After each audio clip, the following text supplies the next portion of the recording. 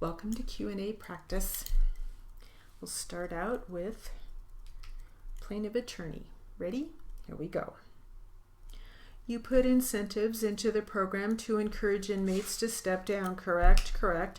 You talked about that at one point there were a number of inmates who were on SAMs who had some type of terrorism connection, who even today are still at the H unit, correct? Correct. H unit was created when? 2002. All right. So we're talking about for over 13 years, right? Correct. Okay, but the majority of those inmates who were at the H unit in 2002 are no longer on those SAMs restrictions or even at the H unit, correct?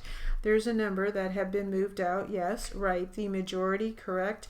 It's possible, but there's a number that have been moved out.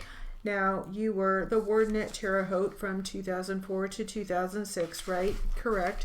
You oversaw the federal death row, right? Yes, you're aware that there are violent acts that happen every day at USP, correct? Yes. Objection, sustained, scope. Well, are you aware that inmates communicate with other inmates in a USP? Yes. Yes, it's an open penitentiary. They work together. We open the cells at 6 o'clock in the morning. We lock them back down at 10 o'clock. From 6 to 10, they work, they program, they eat in the dining room together, and they recreate, and they watch TV. They play cards. Yes, they communicate even at ADX, correct? Yes. Sometimes appropriately, sometimes not appropriately, correct? Yes. And some of those communications involve trying to carry out a hit on somebody else, correct? Objection, Your Honor, there's no evidence, sustained relative to this at all. These communications involve violent acts, correct? Same objection, sustained. You're aware that inmates even at ADX have access to books and magazines, correct? Yes. Objection. They can receive communications, correct? Well, let me just see you. Is that as far as you were going with, this is going to stay tight to the SAMs, so if the content of the SAMs regulations has been put in issue, if the SAMs regulations have a provision regarding this, then I guess it's fair. Well, Your Honor, but that's not, I don't want to the point is not just general conditions, but we're still following the track of the SAMs. But the problem with that is, Your Honor, we're only looking at one little part of the process because we had him admit that SAMs are a yearly review. The SAMs might come down. We have every right to ask when it comes down.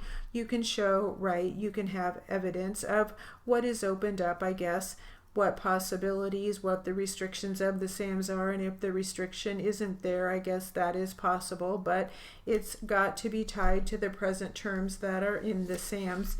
But that's what I was doing. In the absence of the SAMs, I was asking I'm not sure I understand the court's ruling concerning the violent acts where there are communications between inmates. Well, no, I don't think it's fair game to address the philosophy of the SAMs or the objectives.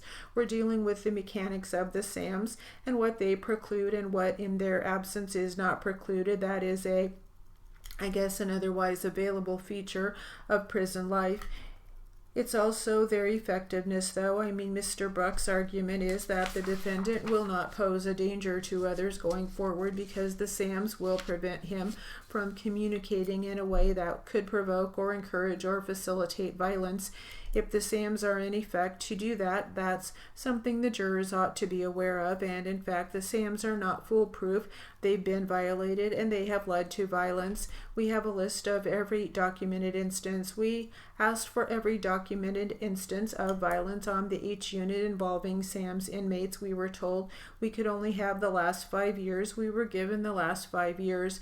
They are the most trivial incidents. There are 6 incidents involving 5 inmates, and the worst of them involves somebody who is fighting against being force-fed. If we're going to go there, it's not going to be pretty for the government. No, Your Honor, it doesn't need to be pretty for anyone. The point is it needs to be fair, and it's not fair to draw these very fine lines and say I'm going to talk about this little thing when that little thing is probably going to be gone in 5 years, and when that little thing is gone in 5 years, the situation is going to be completely different. I think you've made your point with respect to what happens about the SAMs. Your Honor, we would ask the court to take judicial notice of the fact that a motion was filed in this case. We can deal with that at some point to vacate the sentence. The document's been published, yeah, but it's not really what you would normally put a witness on for. So I think I think notice can be taken of that, but it was also denied, and it was a pretrial SAMs. And yeah, we can put the disposition, Mr. Mellon, time quite a bit more than 5 minutes, probably a good time to break, probably 20 or 30 minutes maybe. I'd like to let this witness go. I suggest we keep going for another 15 minutes. If that would do it, I'll do that. I don't believe it's going to do it. That's the problem. I don't know how much more you could have. Well, I have pretty much more about visitation, about communications, about family members, about... This is a very important issue. The jury cares a lot about this. We're not talking about something trivial or collateral. We're talking about maybe the most important thing for them. Well, it looks like Mr. Mellon plans to go into a series of non-SAMS related incidents at other institutions involving other inmates. Maybe I should make the motion now, and you could rule that out rather than spend 20 minutes or so on this inmate at Terre Haute or that inmate at Leavenworth. It's not relevant. We have gone into the SAMs. They've established the SAMs can be withdrawn. That's not open carte blanche to every single incident involving every non-comparable inmate everywhere in the department, in the Bureau of Prisons. I don't disagree necessarily with that, Your Honor, but the impression that's being left is that if someone is on the SAMs, no one is going to have contact, and that the world is safe, and that's just not true. Let's deal with the issue of timing for a minute. The defense chose to put on this very critical witness at the very end of the day to try to examine him to the point where we would have a very limited amount of time to cross-examine him. It had to be done by the end of today. That's just not fair. We had many witnesses today who were not very important. This one's a critical witness. All right, we'll break for the day. Jurors, we're just about at 4 o'clock. We're going to take the recess for the day and resume tomorrow with the evidence. Again, I caution you against any discussion of the case with yourselves or anybody else, and avoid any news media accounts of the case. Enjoy the rest of the day. We'll see you tomorrow morning.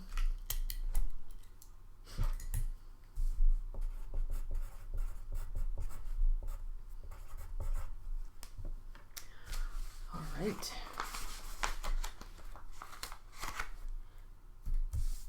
That is it for that transcript.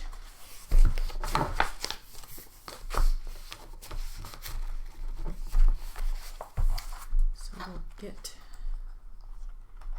back to another one we had been working on.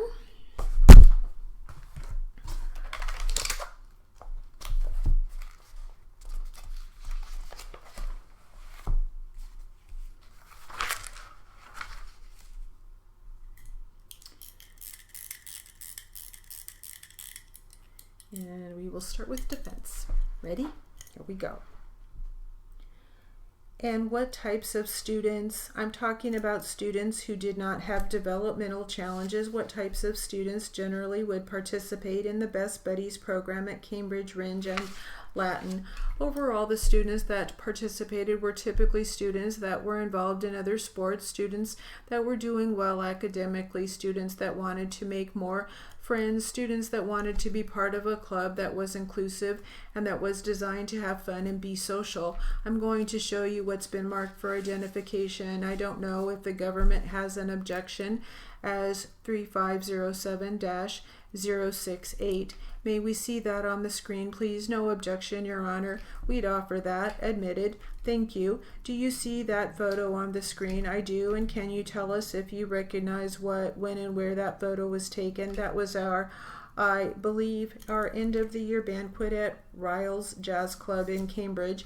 And do you see Jahar in that picture? I do. And you can just touch the screen and draw a circle around it with your finger. Okay, and where was that held? That was at the Jazz club. Now, was that the only, I'm sorry, do you see Jahar in the courtroom today? Yes, I do. Was that the only event that Jahar attended? No. Can you tell us what some of the other events were that he attended? The Best Buddies prom at Babson College, which was held by Best Buddies, which our chapter went to. I believe there were other on-campus events and off-campus events that Jahar did attend. And in fact, are there events that are held on a regular basis, say once a month or twice a week? The events that we had were once a month, third Friday of the month, typically from 6 to 8 p.m. And we also had a weekly lunch event where students could meet during their lunchtime and sit together and have lunch. And that was typically on Wednesdays. And you said the prom. Can you tell us about the prom?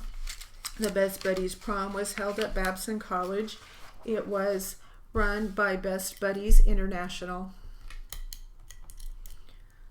All right, we will stop there. That will conclude our Q&A practice.